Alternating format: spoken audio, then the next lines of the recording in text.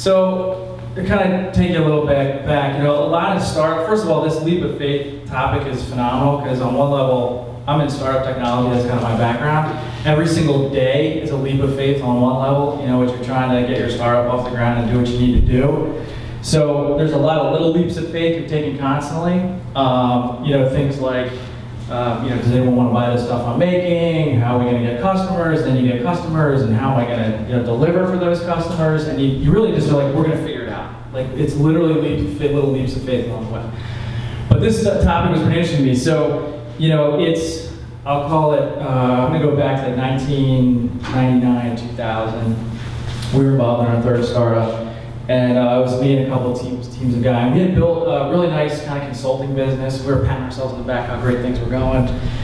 And at that point in time, everyone was like getting connected to the internet, and businesses were trying to get connected to the internet. And we were literally like writing our rate cards and doing work for big like health insurance companies. And we were, you know, selling $1 million, $2 million service projects and making all kinds of cash. And it was like, wow, this is great. We were so smart. We made like 200 grand one year. Thought it was all the money in the world.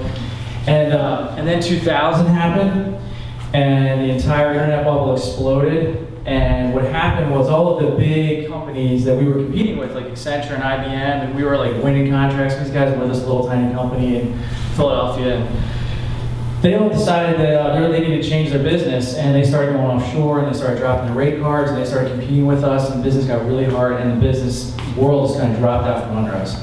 And you know, we realized that we weren't really that smart, that we were just kind of on this rising tide, and we were talking about how great we were. And we had this little tiny piece of software that we had written for one of the customers.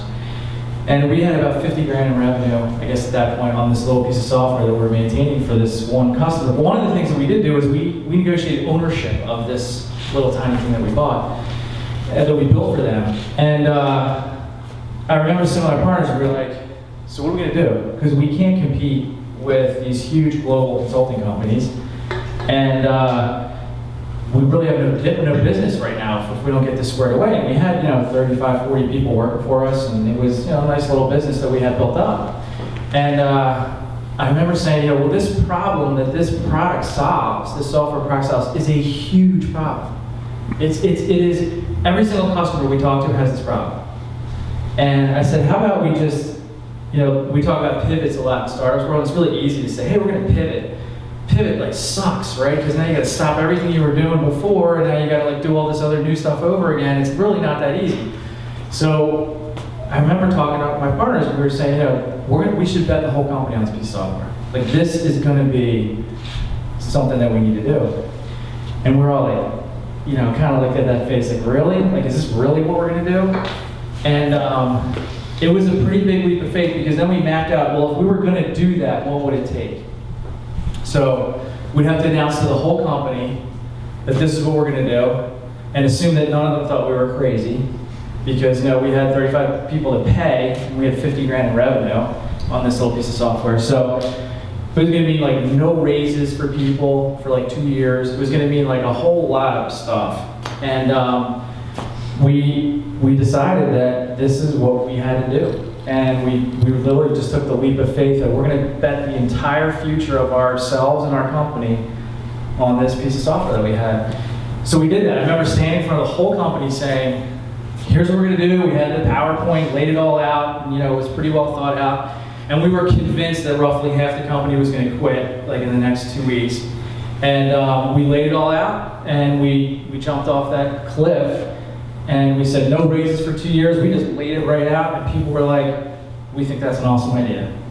And we had a ton of support from the team, and I'll never forget it, because I was like so wrong about kind of what the outcome was there. The team was fully supportive of us, and you know, we built that company over the next 5 years to a pretty sizable company, over 250 people, and we exited in 2011 and sold it to McKesson, which is 14, you know, Fortune 14 company. So, and solved a lot of problems along the way, we like to think. So that was a pretty big leap of faith, and that's one that comes to mind when I hear this topic of leap of faith, is standing in front of that company, our company, saying, here's what we're going to do, in the back of my mind thinking, I know all you people think we're crazy, but this is really going to work. And you know, that time it did. So that's my story.